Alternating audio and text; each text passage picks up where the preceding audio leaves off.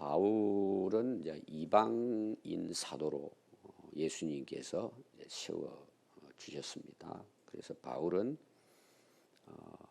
이방인을 중심으로 한 선교 사역입니다. 그게 이제 우리가 바울이 변화받은 후에 시작되는 삶이라고 볼 수 있습니다. 근데 항상 가는 곳마다 어디에서 복음을 전하죠? 유대인 회당이죠. 이 사실은 이제 우리가 전체적으로 그 사도 바울의 그 선교 역사를 보면은 굉장히 중요한 의미가 있어요. 사실은 바울의 진짜 소원은 뭘까요? 내 동족이에요. 왜 그랬을 것 같아요? 제일 먼저 예수님을 메시아로 알아서 믿고 구원받아야 할 사실은 대상은 유대인들이에요. 유대인들은 하나님을 믿잖아요. 창조주 하나님을. 또 신약은 그냥 예수님을 선지자 정도로 생각을 합니다. 예수님을 부인하지는 않아요. 그러나 이제 유대인들은 예수님을 인간으로 보는 거예요. 어떻게 인간이 하나님이 될 수 있냐는 거죠. 이해가 안 되는 거예요. 그들 입장에서는.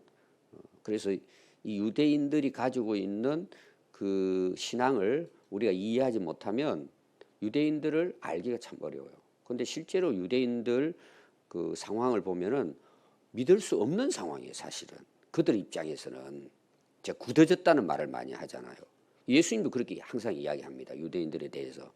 그리고 바울은 유대인이었잖아요. 그도 골수분자였잖아요. 바울이.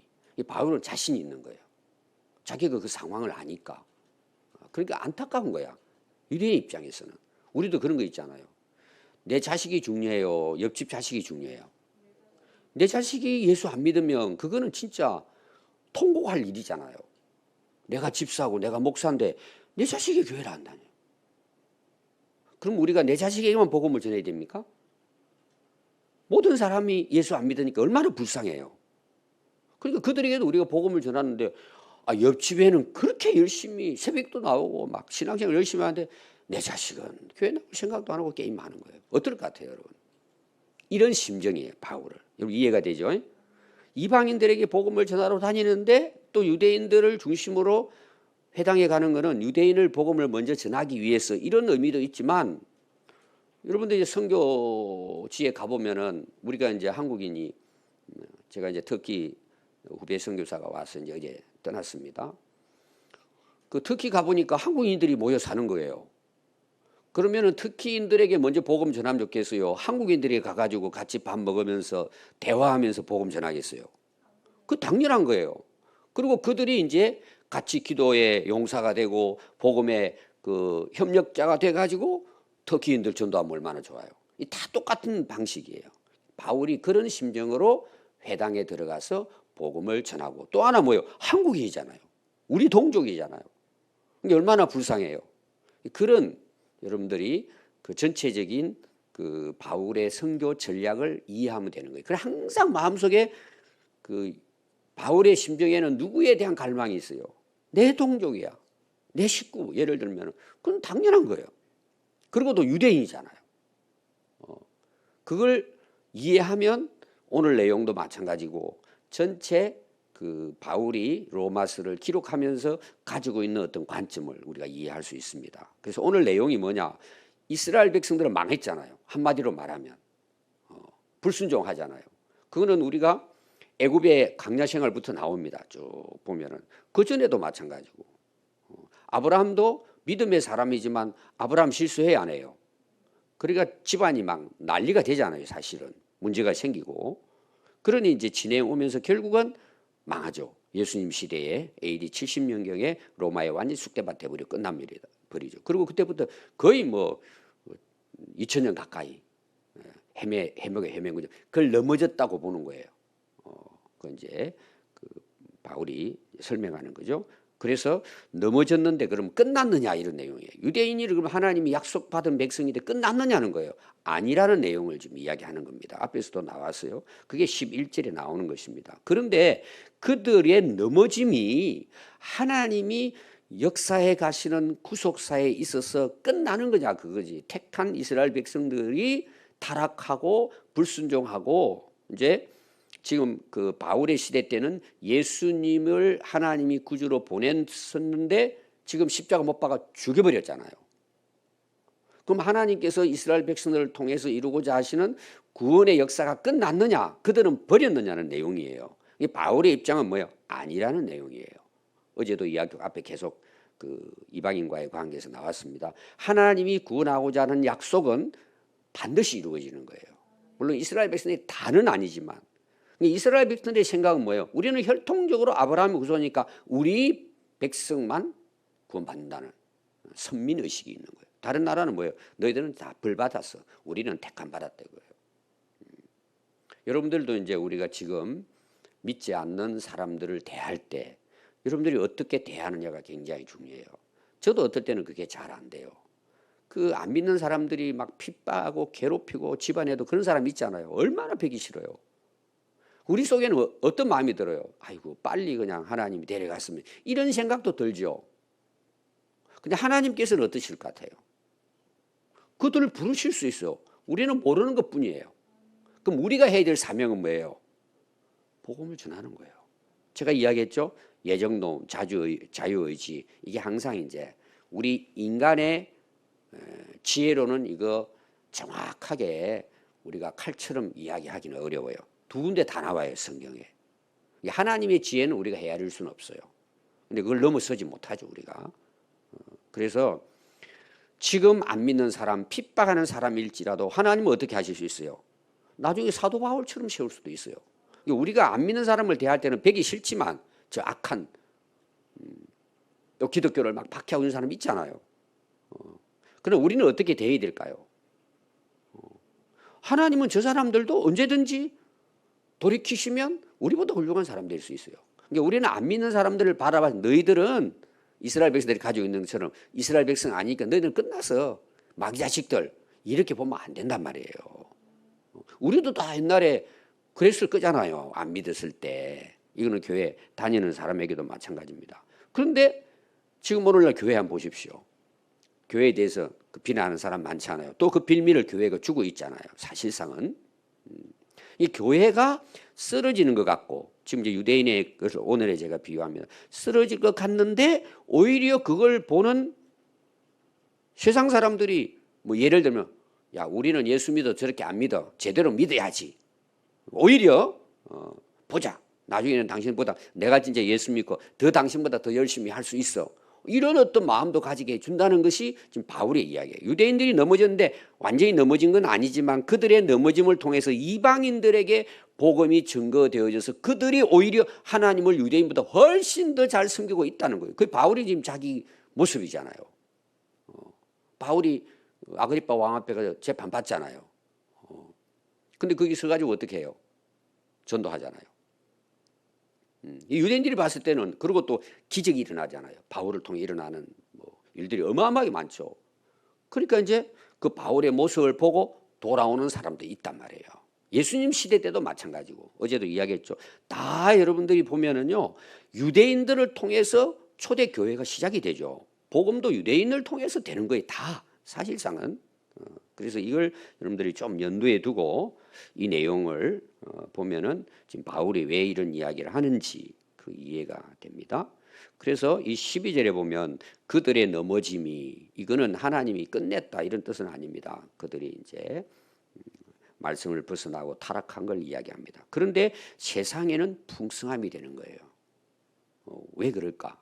또 그 뒤에 보면 그들의 실패가 누구에게 풍성함을 가져왔어요? 이방인들에게 풍성함을 가져왔어요. 그럼 나중에 그들이 제대로 알고 예수님을 믿게 된다면 어떨 것 같아요? 우리 이방인들보다 훨씬 더 그들에게 은혜가 넘치게 될 거라는 거예요. 이제 바울 같은 경우를 봐도 그래요. 자기가 예수님 인정 안 했잖아요. 부활을 전하는 자들을 잡아 죽이고 앞장서는 아주 재수 중에 개수였잖아요.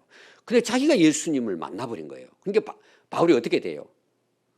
자기가 핍박한 그 사람보다 훨씬 더 뭐예요? 은혜가 넘친 거예요. 그래서 앞에서 나왔습니다. 죄가 많은 곳에 은혜가 넘친다. 이 말은 죄를 많이 지으면 은혜를 많이 받는다. 그게 아니죠. 죄를 깨달으면 깨달을수록 우리 안에 은혜가 더 커진다. 이런 의미가 되겠죠.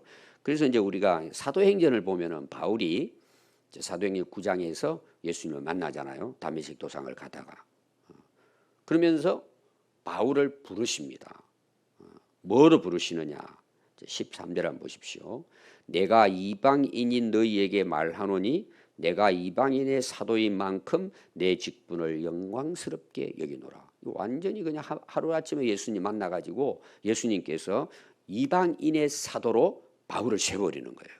아마 유대인들의 입장에서는 이거는 뭐 좀 미쳤다고 봤겠죠. 갑자기 이제 그런 일이 일어나니까.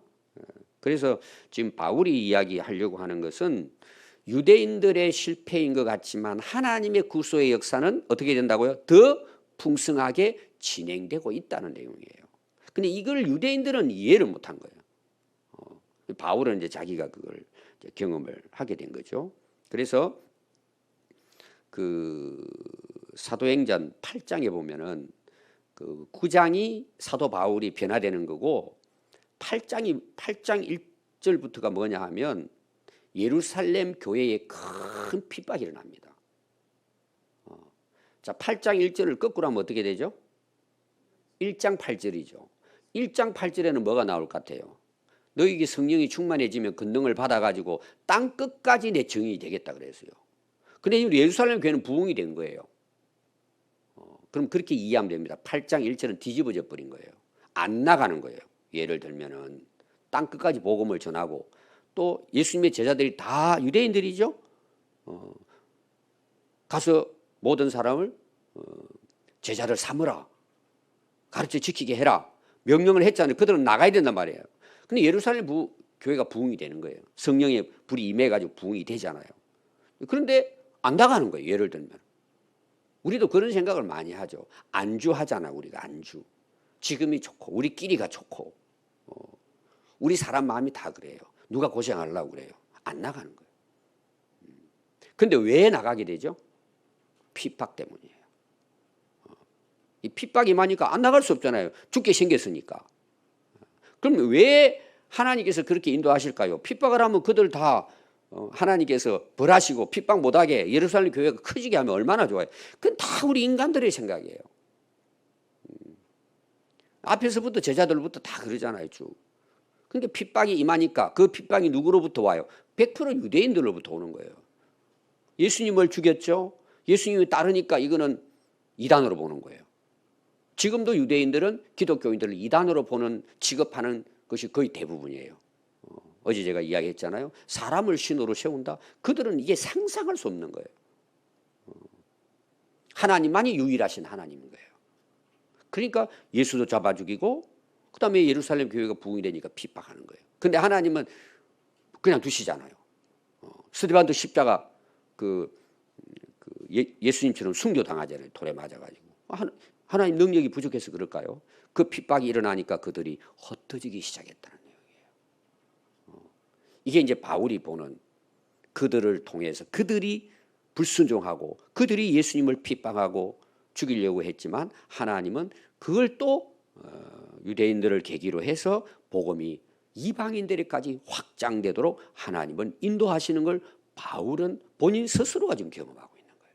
대단한 이제 그 일이죠. 그러면서 13절에 오늘 제가 중요하게 말씀드리고 싶은 것은 바울이 예수 믿고 나서 복 받았어요. 오늘 여기 이제 그 13절의 내용은 그래요. 영광을 받은 거예요. 아니 무슨 영광입니까? 바울에게. 오늘 우리가 참 저도 너무 이런 부족한 부분이죠. 이런 부분들이 있습니다. 우리 예수 믿으면 구원 받는다. 큰 복이죠. 우리 예수 믿으면 복 받았다고 이야기해요. 이건 무슨 복일까요? 제가 이제 항상 여러분 제자 대학하면서 두 가지 복을 제가 이야기했습니다. 예수 믿고 내가 영생 얻었잖아요. 하나님의 자녀가 되고 하늘 나라를 상속받을 상속자가 됐잖아요. 천국의 보화를 우리가 발견한 거잖아요. 아멘 됩니까? 근데 우리가 복 그러면 자꾸 세상적인 가치관을 놓고 비교를 하잖아요. 내가 예수 믿고 뭔 복을 받았냐는 거예요. 그러면 초대교회나 바울을 한번 봅시다. 바울은 망한 거예요. 사실은. 그 좋은 위치, 가말리엘 문화생으로 율법의 학자로 흠이 없이 존경받고 신분도 대단해요. 태어날 때부터 그는 로마 시민권까지 갖고 있어요. 그 당시로는 대단한 신분이 집안이. 근데 예수님 만나고 나서부터 뭐예요? 이방인의 사도로 점 찍어가지고 보내잖아요. 그럼 바울의 일생이 뭐예요? 고난 행군이에요, 사실은. 순교할 때까지. 그럼 무슨 복이에요? 근데 바울은 영광이라고 표현하는 거예요. 이걸. 차원이 다르죠. 그래서 오늘 여러분들이 여기에는 바울이 사도로서의 직분이지만 우리도 다 하나님 주신 직분이 있잖아요. 뭐 사도 같지는 못하지만 집사, 권사, 장로, 목사, 전도사, 하나님 이를 위한 직분이잖아요. 하나님 나라를 위한 직분이잖아요. 근데 오늘날 교회 보십시오. 직분을. 왜 영광스럽고 그걸 복이라고 받아들여요? 거의 상당히 다 그런 건 아닙니다. 제가 항상 이제 표현할 때 뭐 다라는 말을 표현할 때가 있는데 그거는 한 사람도 없다 차원은 아니고 일반적으로 그렇다는 걸 여러분 항상 이해를 해야 됩니다. 목사님 나는 열심히 진짜 주를 위해 사는데 왜 그렇게 합니까? 오해할 수 있지만 그런 뜻이 아닙니다. 지금 바울이 이스라엘 유대인들을 이해하는 것도 마찬가지입니다. 남은 자 있어요. 여러분 그렇게 이해해야 됩니다. 기분 나쁘게 생각하시지 말고 진짜 우리가 하나님으로부터 주어진 이 직분을 복이라고 은혜라고 영광이라고 받아들이고 우리의 사명을 감당하는 사람들이 교회 안에 얼마나 될까라는 거예요. 자기 영광으로 보는 거예요. 직분을. 이게 오늘 교회를 망치는 거예요. 오늘 여러분들이 우리가 다 직분자들이잖아요. 직분 그래서 뭐 대단한 건 아니지만 우리가 맡은 일이 있잖아요. 교회 안에서 하나님 나라 일을 위해서. 바울은 이방인들의 사도로 부름받은 내 직분을 영광스럽게 여긴다는 거예요. 자, 실제로 영광이 이제 실제 삶 속에는 영광이 있어요, 없어요? 완전히 이거는 뭐 그냥 고생길로 가고 있는데 무슨 영광이에요, 이게? 이게 참 바울하고 지금 우리의 교회나 우리의 모습을 보면은 참 어떤 면에 참 부끄러운 부분들이 많아요. 바울은 자기가 종이라는 걸 항상 자랑하잖아요. 로마서부터 시작이 됩니다. 난 예수 그리스도의 종이다. 뭘 위해? 복음을 위해서. 예수 이름을 위한 나는 사도로 부름받았다는 걸 영광스럽게 여긴 거예요. 그러니까 또 어때요? 왕 앞에 서가지고도 지금 왕이 도장 하나 딱 찍으면은 사형이에요. 그 앞에서도 뭐라 그러죠? 당신 예수 믿으라고. 내가 그 예수님 이렇게 만났다고 간증을 해요. 지금 죽고 사느냐의 문제예요. 상관없어 바울은. 왜?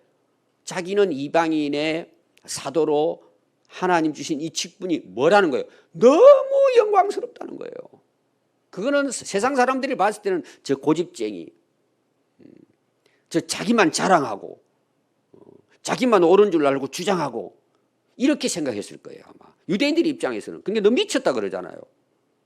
네가 알고 있는 그 지식 때문에 이놈 미쳐버렸구나 그러잖아요. 이 미친놈이라고 그러잖아요. 그러니까 바울이도 뭐라고 대꾸하죠? 왕이요, 내가 이렇게 지금 붙들려 와가지고 재판받는 것 외에는 왕도 나처럼 되기를 원한다. 이게 뭐예요? 영광스럽게 여기는 이걸. 지금 재판을 받고 죽음 앞에 있는데도 예수 이름 때문에 복음 때문에 내가 이 자리에 서서 지금 왕 앞에서 총독 앞에서 이 복음의 사도로 내가 복음을 전할 수 있는 게 너무 영광스럽다는 거예요. 여러분이 이걸 이해를 하면은요, 야, 진짜 바울 대단하다. 자, 감옥에 갔어요. 죽도록 오줌마다 가지고 감옥에 집어넣어 버렸어요. 감옥 가서 뭐 하죠? 이제 우리 망했다. 하나님 어디 계시냐고.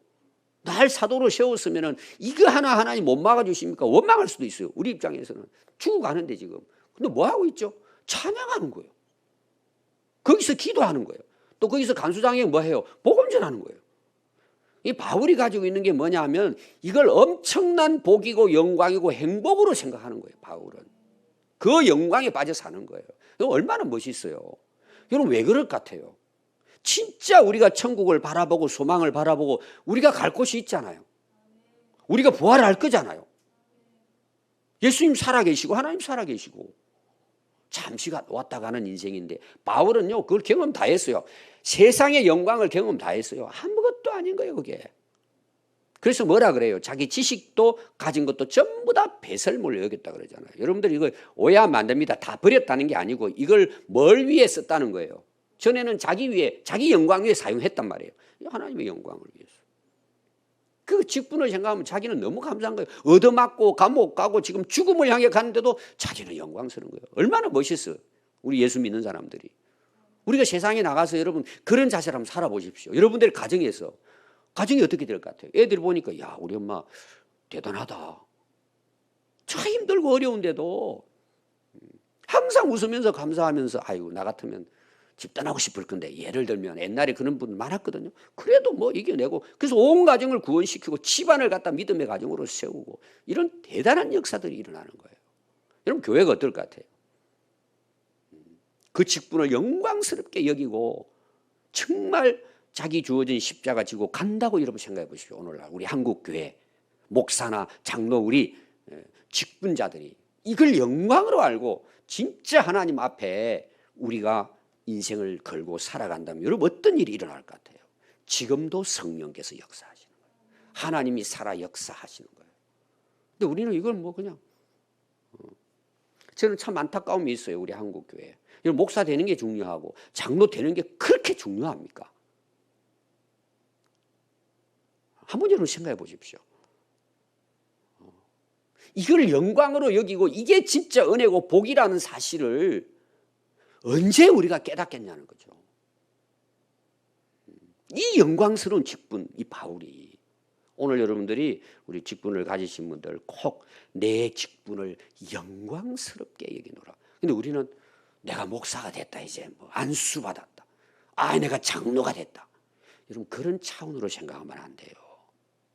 꼭 여러분 기억하십시오. 바울은 이런 자세로 복음을 전했다. 오늘 제가 강조하고 싶은 것입니다.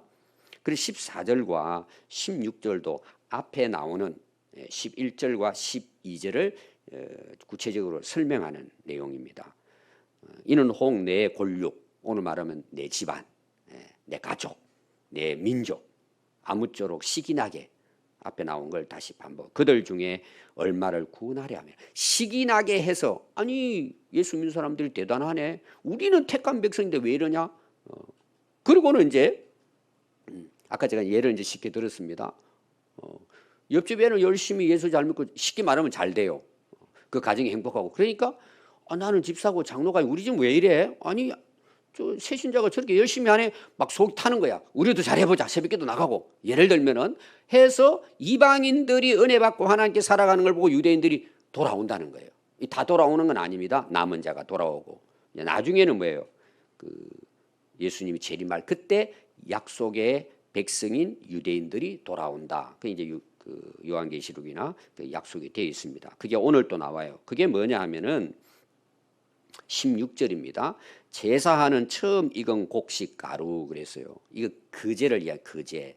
거제는 뭐냐? 곡식 가루로 해서 덜어서 이렇게 올려서 이제 드리는 그 제사를 이제 이야기를 하고 있습니다. 그래서 민수기 15장에 보면 이제 거제를 드리는 내용을 인용한 거예요. 제사 처음 익은 곡식 가루로 하나님께 이제 제사를 드립니다. 그러면은 우리가 이제 그 추수를 했잖아요. 그걸 빻아 가지고 이제 떡을 만들었어요. 덩어리를 만들어서 하나님께 이제 올려 드렸습니다. 그러면은 예를 들어서 우리가 이제 쌀이라고 생각합니다. 쌀을 곡식을 거두었어요. 그 쌀을 가지고 떡을 만들었어요. 그러면 쌀이 깨끗하고 좋으면 떡도 어떨까요? 맛있겠죠. 근데 여기 썩이 냄새가 나고는 막 이상한데 막 곰팡이도 피고 하는 걸 떡을 해보세요. 그럼 그 곰팡이가 들어있겠죠. 예를 들면은 여기에서 이야기하는 처음 익은 곡식은 이스라엘을 가리키는 거예요. 유대인들을. 그러면 그들은 거룩한 백성으로 부름 받았기 때문에 그들이 넘어지고 자빠지고 실패하고 타락은 했지만 결국은 아브라함의 후손의 자손들의 거룩함은 없어지지 않는다는 내용이 하나님의 약속이 100%는 아니지만 하나님의 약속은 그 남은 자들 그 안에 순종하는 자들이 있다. 앞에 엘리야 할 때에 850명 바알하고 아세라 전쟁할 때에 하나님께서 하나님 저 혼자 남았습니다. 나 죽게 생겼어요. 아니야. 내가 남겨둔 7,000명 있어. 이런 것처럼 이제 이스라엘 백성들을 하나님께서 이제 남은 자 구원하시겠다는 내용입니다. 뒤에 나오는 것도 마찬가지예요. 뿌리가 거룩하면 가지도 거룩하다. 뿌리가 뭐 유대인 뿌리, 하나님과의 그런 약속의 백성으로서 거기에 줄기 중에는 아직 살아있단 말이에요. 하나님께서 구원하신다. 그리고 이제 예수님이 종말 마지막 때 가서는 뭐예요? 유대인들이 돌아오게 된다는 내용이에요.